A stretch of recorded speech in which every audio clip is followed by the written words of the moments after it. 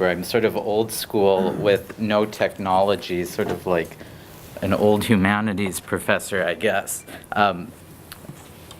It's really an honor to be at a neoliberalism conference as a essayist. That's where I hang my hat. So you can consider this kind of like an NPR podcast is what this will be.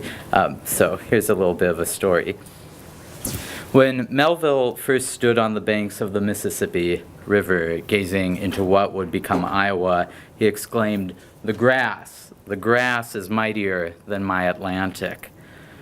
But whipping big bluestem, switchgrass, and Indian grass 150 years later have all but vanished from the Iowa tallgrass prairie. After Melville and Moby Dick came the plow, then came pesticides, then came agribusiness, then came forgetfulness. Important to our conversation today about Iowa State University and other land-grant universities is the examination of the value of the humanities. Currently, the Iowa University System Regents, under the direction of Bruce Rathstetter, known as a political kingpin, is circulating rumors of relocating all liberal arts or humanities education to Iowa City, the location of the University of Iowa. History, as we're told, often repeats itself, and it seems to be doing so today. The regents of the Iowa University system are again discussing dismantling the humanities from public institutions to relocate departments to one public university rather than all three regents' universities, Iowa State, the University of Iowa, and the University of Northern Iowa.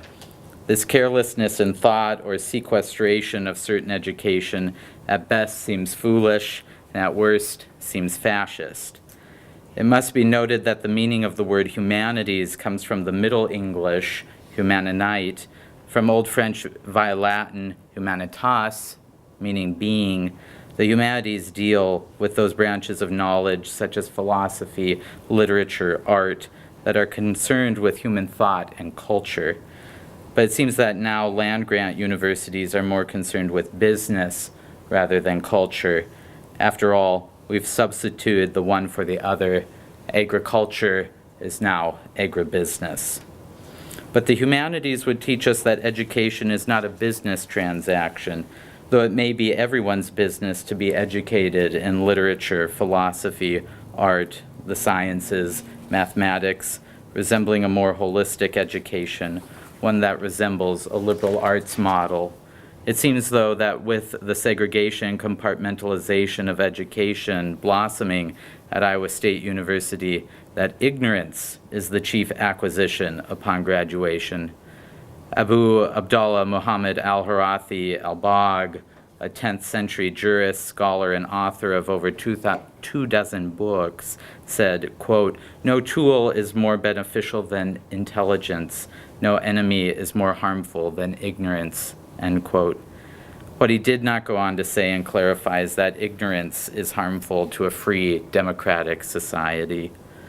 In a society where cultural amnesia seems to be more commonplace, as well as our forgetfulness, the dictum by Wes Jackson, the founder of the Land Institute, is becoming more and more real.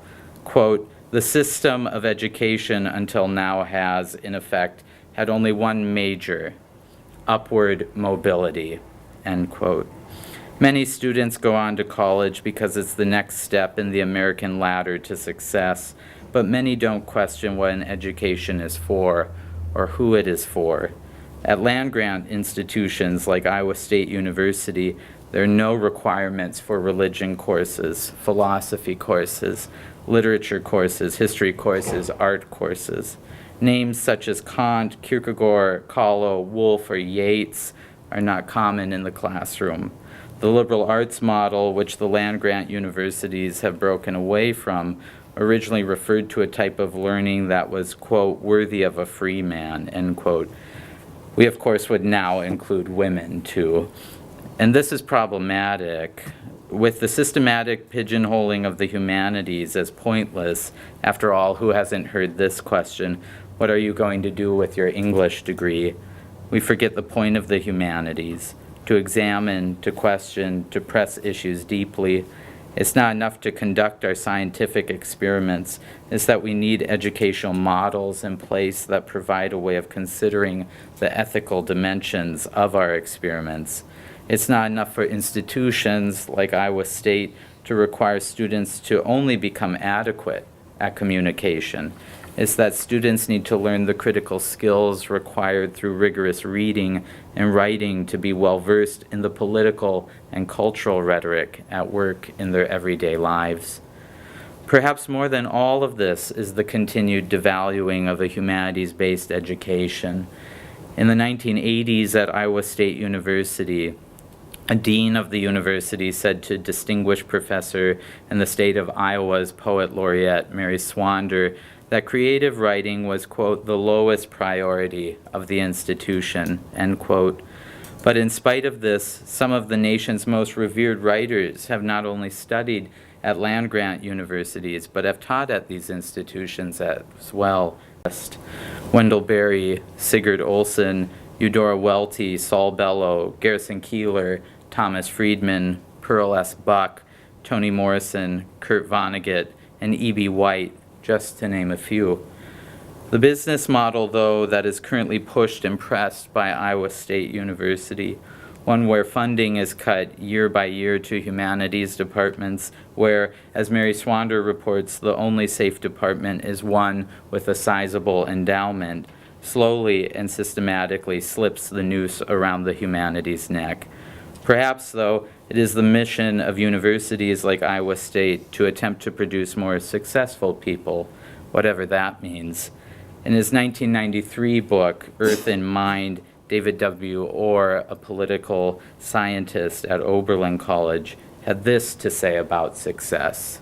Quote, "The plain fact is that the planet does not need more successful people, but it does desperately need more peacemakers, healers, restorers, storytellers, and lovers of every kind.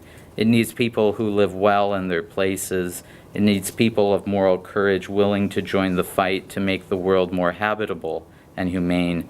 And these qualities have little to do with success as our culture defined it," end quote. An education that lacks the intellectual tenacity, moral rigor, and mental endurance of the humanities-based education ceases to create a morally sound citizenry. Just read George Orwell's classical 1984 if you would like to see what happens when education is splintered and segregated. At a time when so much is at stake, topsoil, food security, the oceans, middle-class America, the climate itself, the humanities must be central and significant in our educational models. If we do not change our course, investing in the humanities at institutions such as Iowa State University, we will flounder at producing productive and whole citizens. We will sink like the Pequod.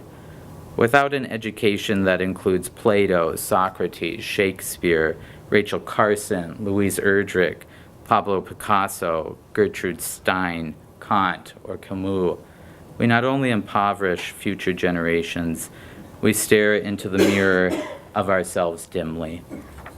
Thank you.